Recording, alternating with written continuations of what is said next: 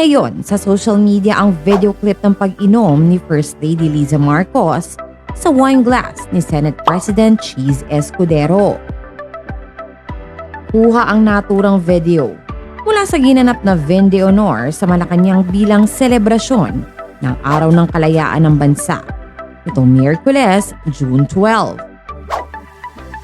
Mapapanood sa video ang pakikihalubilo ng asawa ni First Lady Liza na si President Bongbong Marcos sa mga bisitang foreign dignitaries at national leaders kasama sina Senator Cheese at House Speaker Martin Romualdez. Habang abala sa pakikipag-usap ang asawa ay kinuha ng First Lady ang wine glass ni Escudero at uminom rito. Matapos uminom ay muli namang binalik ni First Lady Liza ang baso sa Senate President. Pagkatapos ay nakihalubilo na rin ito sa iba pang mga bisita. Makikita namang natawa na lang si Senator Cheese sa ginawa ng unang ginang. Kalat na nga ang nasabing clip lalo na sa X o dating Twitter kung saan nagbigay ng komento ang mga netizens sa viral video. Samantala, naglabas naman ng pahayag si Senator Cheese Escudero ukol sa pag-inom ni First Lady Liza Marcos sa kanyang wine glass. Sa ulat na nilabas ng ABS-CBN News, ay sinabi ni Escudero na hindi raw magiging makaluma ang pagiging maginoo. I consider waiting on a lady, First Lady or otherwise, to be gentlemanly. Maaaring sabihin ng iba na makaluma o parang under, pero para sa akin, hindi kailanman magiging makaluma o hindi uso o ano man ang itawag ng iba ang pagiging maginoo at pakikipagkapwa-tao. Lahat ni Senator Cheese. Samantala, wala pa namang pahayag si First Lady Liza Marcos hinggil sa kanyang viral video.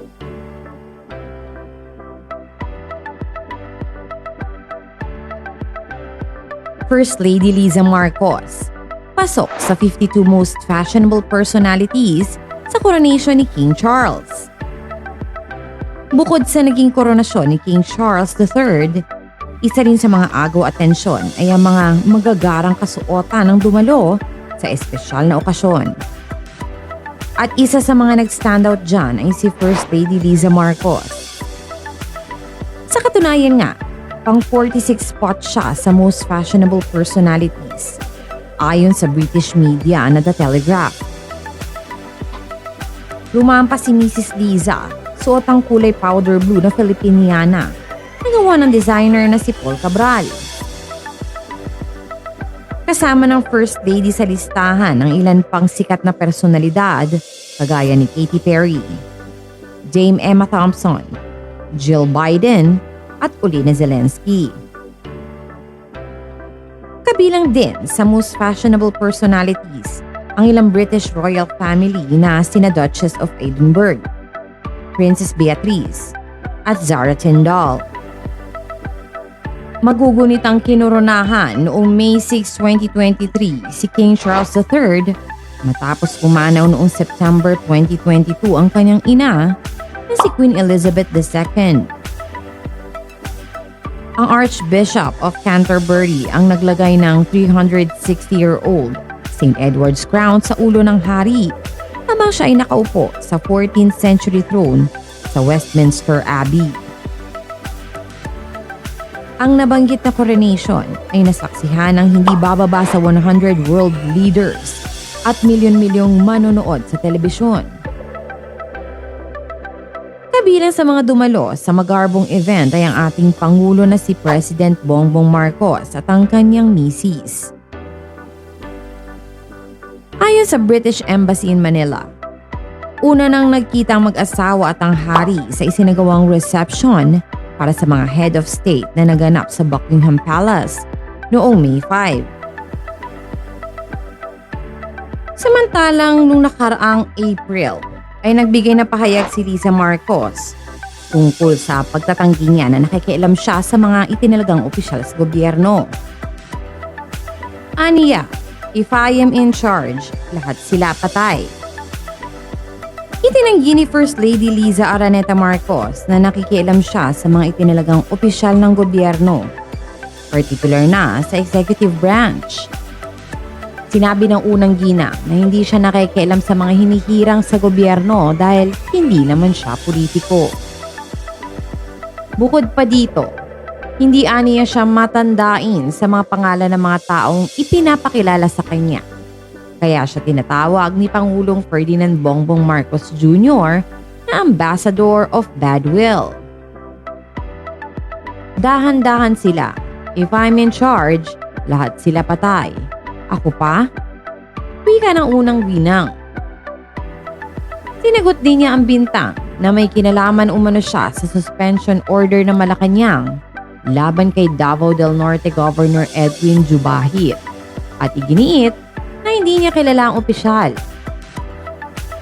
Kinontra rin ng unang ginang ang pahayag ng kanilang mga kritiko na sunod-sunuran sa kanya si Pangulong Marcos. Ang Pangulo aniya ang nasusunod sa mga mahalagang desisyon sa kanilang pamilya. Inamin din niya na nasasaktan siya kapag tinatawag na under ang kanyang kabiyak, pero kalaunan ay hindi na niya masyadong iniintindi ang mga kritiko. Nakikita aniya ng mga miyembro ng gabinete at ibang mga opisyal ng gobyerno na hindi siya nakikialam sa trabaho ng Pangulo at minsan lamang siya sumilip sa opisina nito at itinataon pa na wala ang Pangulo. Madalas umano siya pumunta o bumisita sa Malacanang. Hanggang saan lang ang pinakikialaman ninyo sa Malacanang? Ang tanong ng host na si Anthony Taberna sa tune-in kay Tunyi. I go there once a week. I try to. Sagot ng unang ginang. Kapag bumibisita umano siya sa Malacanang, ang trabaho niya lang ay mag-ayos ng kwarto.